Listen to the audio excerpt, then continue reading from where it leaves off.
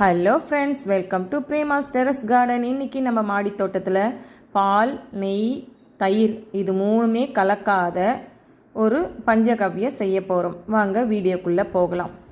இது 3 நாளைக்கு முன்ன ரெடி பண்ண மாட்டு சாணம், பசுமாட்டு சாணம், கோமியம் பழைய கோமியம், ஒரு 2 வருஷத்தினுடைய கோமியம், கருப்பாயிட்டு இருந்த கோமியம்.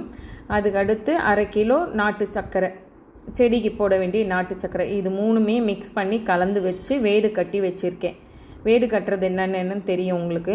துணி போட்டு மூடி வச்சுருக்கேன். இது கற்பூரவள்ளி இலையும் கத்தாழை மடல்களும் அரைச்சி மிக்ஸ் பண்ணி கலந்து வச்சுருக்கேன். இதுவும் 3 டேஸ் ஆகுது.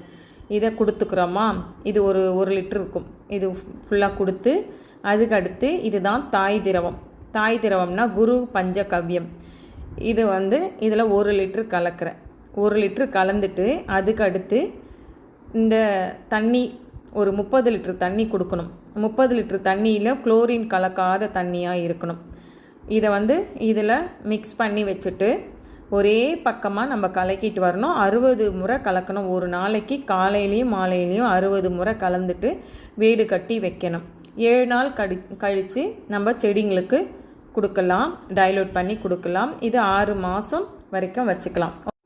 Thank you. Happy gardening.